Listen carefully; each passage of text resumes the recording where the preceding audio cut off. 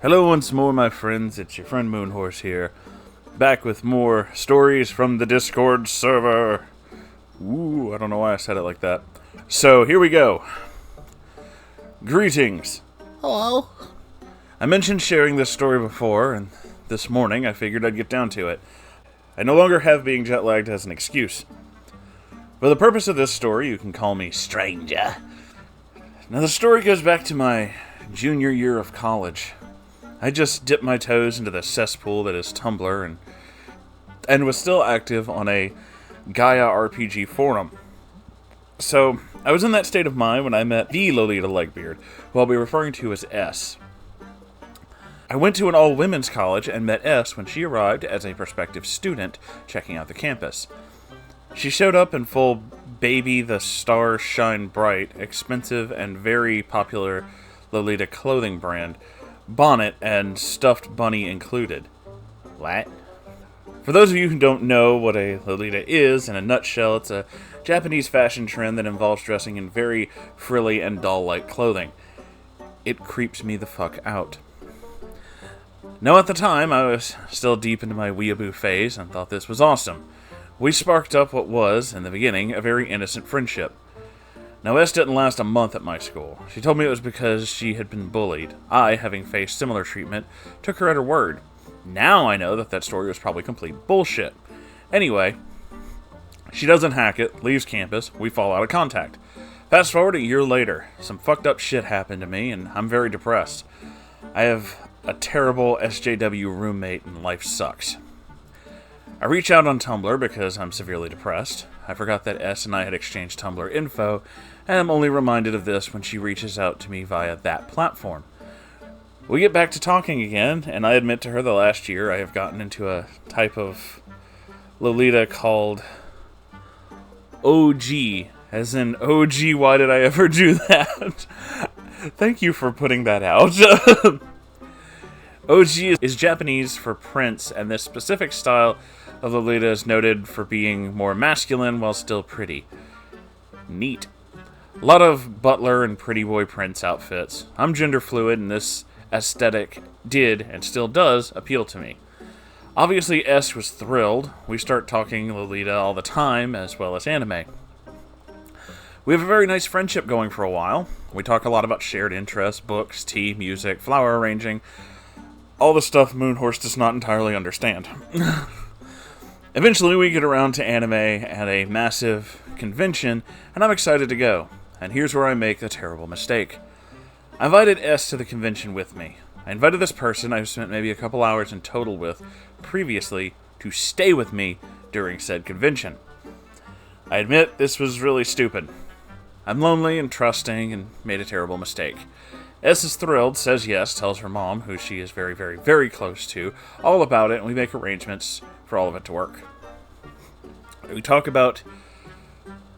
every day about our plans. A month goes by, and it's con time.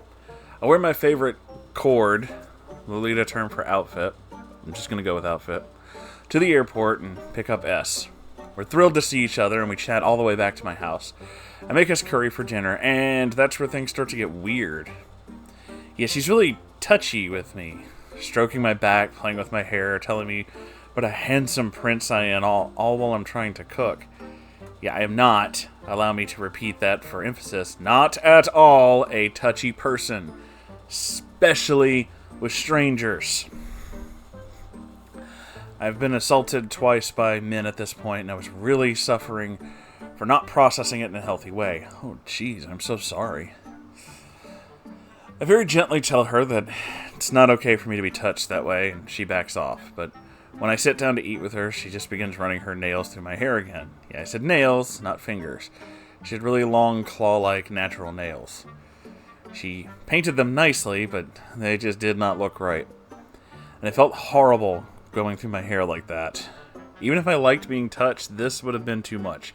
I clear my throat and scoot away a little. Hey, I told you I really don't like that. I'm sorry, I'm just not touchy. Oh my, sorry stranger. You just have such soft, fluffy hair, like a baby bunny. She punctuates this with a giggle that's so chilling, even to the memory it gives me goosebumps. Hey, yeah, just don't do that, okay? I say this, and she pouts like a 2-year-old. We finish our curry, and I suggest going to bed because she got in pretty late, and her time zone's a couple hours ahead of mine. I'm living with my family at the time, and because I'm bisexual, and out of my mother's insistence that I stay in my sister's room with her while S can stay in my room during her stay. I'm kind of annoyed at the time, and now I'm actually really grateful. S is not happy that we won't be able to share a room, and whines about how she wanted to cuddle. Again, this is right after I had just told her twice, yeah, I'm not touchy. I am tired, so I just wish her a good night, express that I'm happy about the con the next day, and tell her I'll see her in the morning. The next day, she's standing outside my sister's room waiting for me when I get up. She's already dressed. My gloomy ass needs coffee, and this girl's in a full dress. Petticoat, shoes, wig, makeup, the whole kit and caboodle. I am both creeped out and annoyed, but chalk it up to not being a morning person. So I hurry up and get into my Pirate Prince outfit that I had been working on for months. A lot of money, blood, tears, beating went into this fucker. I wish I was still skinny enough to fit into it.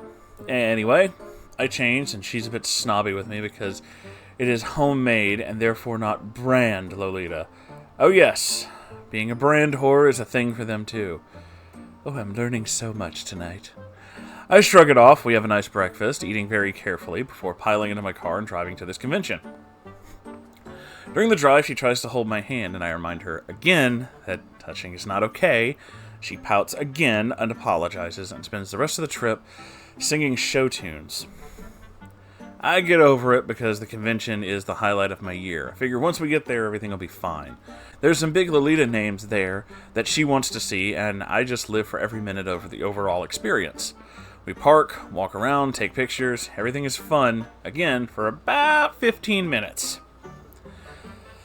Now, at this point I should mention that S is something called a lifestyle Lolita. I haven't even read further than this. In fact, I'm stopping and not looking at the screen just to point out that this already scares me. Continue. That is to say, Lolita is the only clothing she wears, and there are certain cultural traits she adopts. In the community, coming off as dainty to the point of frailness is considered particularly attractive. What? This manifested in her having to stop and take a break every 5 minutes because her ankles hurt or she's feeling dizzy.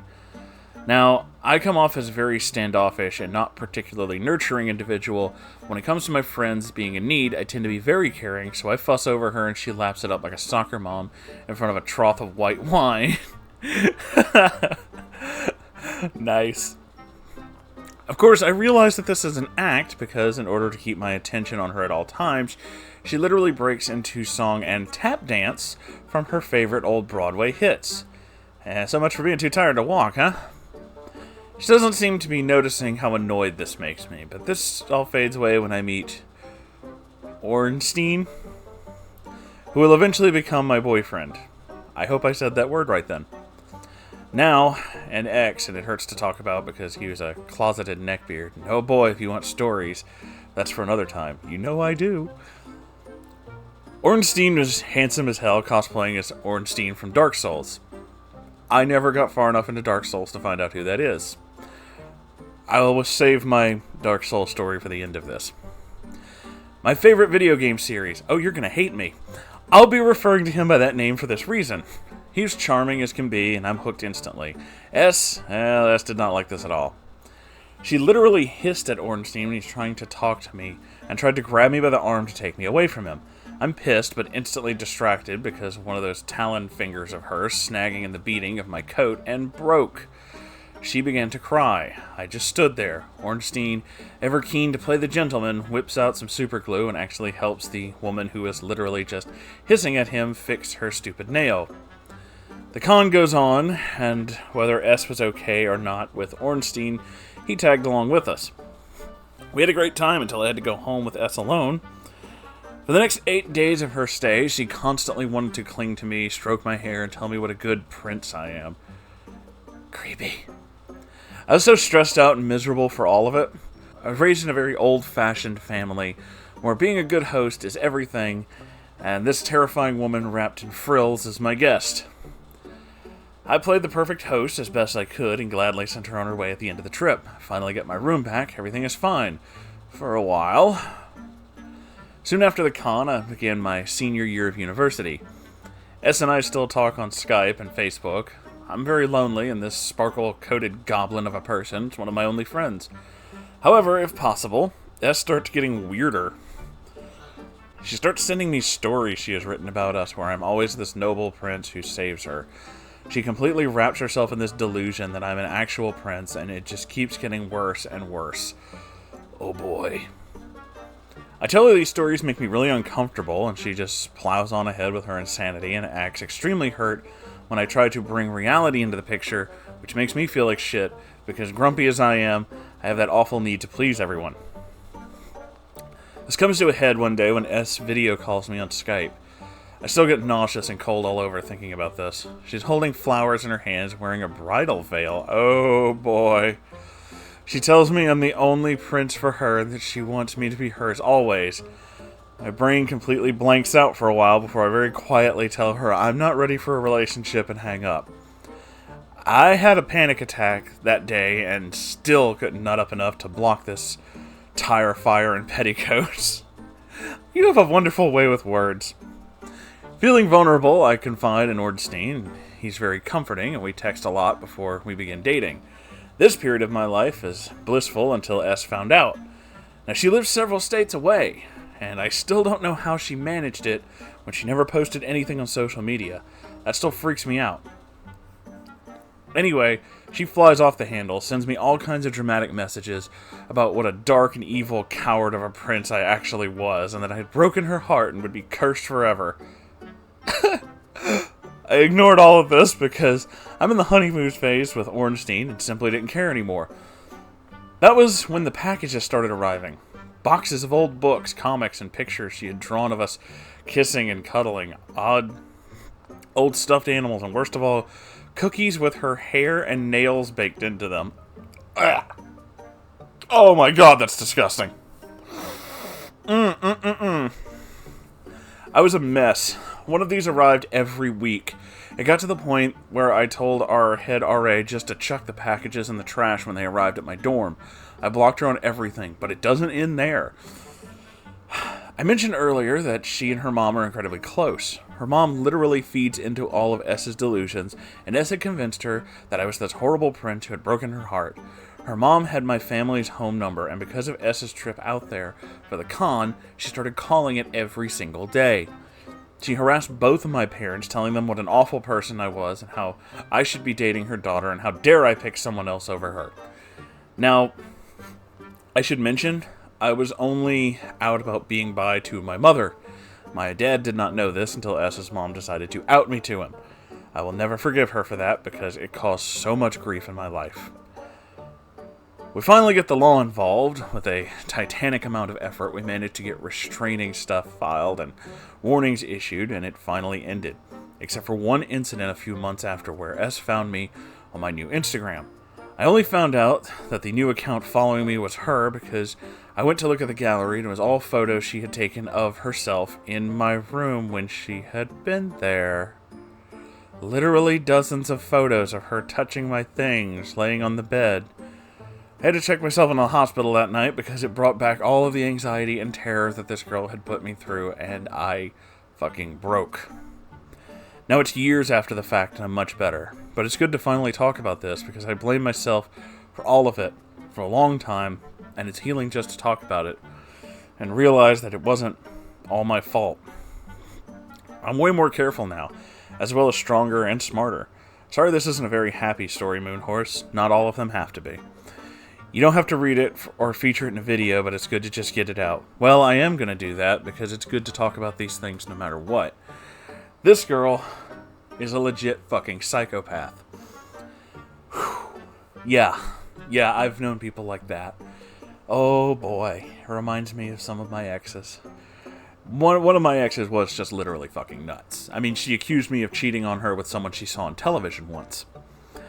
That really happened. So, yeah, I know what you mean. There's some crazy shit there. And I know how that is. And I am so sorry you had to go through that. And Now, as supportive as I was, here's the part where you and several other people don't like me anymore. I fucking hate Dark Souls. Not the concept of it. I think the concept and the lore is pretty interesting. The gameplay is absolutely boring as shit, though. I'm sorry, I've tried. I really did. I've tried all except Bloodborne and, like, the newest one. But I played all the others, and I think I still own a copy of the first one. Not the first one, just Dark Souls. I think it's, like, the third one or whatever. And I get part of the way through, like, the Undead Burg, and then I'm just like, I have been doing this for so long, and now I'm really fucking bored because nothing is changing, and this is dull. And then I just quit playing. I realize that it's some people's favorite game, and anytime I told any of my, I guess you could call them older friends, quote-unquote, from the stuff that I used to know in the past, they would tell me how it's the greatest game, and I'm just not good at it because I can't get good, and it's like, It's not that it's hard, it's that it's boring. The hard part doesn't even enter into it, it's just I'm fucking bored, mate. I want something else to do. Nothing's happening. I'm fighting the same 10 guys over and fucking over. This might as well be a goddamn mobile game. This is lame, I'm not enjoying this. And I realize that some people are totally into that. Of course, anytime I have this question, of course, this is the next part that usually comes out, and I'm trying to talk about video games to kind of bring up levity. You can tell this is my terrible attempt at trying to be funny. To kind of make this a little more, you know, everybody's feeling good. Because you getting over that girl and putting her out of your life is a part of feeling good. But back to this video game thing, anytime I tell anybody, you know, I don't like it, we get on the subject of related video games, and then my usual question is, how do you feel about Final Fantasy? And most of them are just like, oh yeah, I really like this one. Like, I like 7, I like 8, I like this one. It's like, cool. That's why I don't like that's why I know we're gonna like the same things. I think the last Final Fantasy game I played was 2. I liked the old school RPG elements, but then when everything started turning into like this specific JRPG where there's like this weird story and this massive overhaul of everything, yeah, I'm fucking bored, so I didn't play it. Or finish it, rather. I played 10 minutes of 7, and I was like, this sucks. So, again, sorry, Moonhorse has really weird taste in video games. I like weird shit. That just didn't do it for me. It's just too time-consuming, and not enough happens. I hope this was good enough to make things, you know, a little bit better. Personally, I think the fact that you made your own costume, Stranger, is fucking awesome. I tend to make my own costumes for Halloween and things. Of course, all of my costumes are fucking weird, as you guys have seen, but it's the part that counts. It's fun, and that's the fun part. However, I did have a friend many years ago who once said, like when you're talking about what she did, her mother did by telling your parents all this stuff. I had a friend many years ago who had a saying. Her saying is, there's a special place in hell for those who out others who aren't ready to come out. I think she might be right. So, jeez. That is a crazy one, though, and I'm sorry you had to deal with that. This is kind of a long video, so I need to end this here. If you enjoyed this video and would like to submit stories of your own, you can do that by going to r/Moonhorse And if you'd like to support this channel so I can keep doing this, I don't know why I'm waving my arms around. I am. It's a fucking weird night. You could do that by going to Patreon, or you can buy stuff from the merch shop, or you could do both. Both is really cool. I'm not saying you have to, I'm just saying it's cool. Links to all that and more are in the description down below. Thank you all for watching. I love you all, and I'll see you in the next video. I don't know why I'm talking like this. Okay, bye.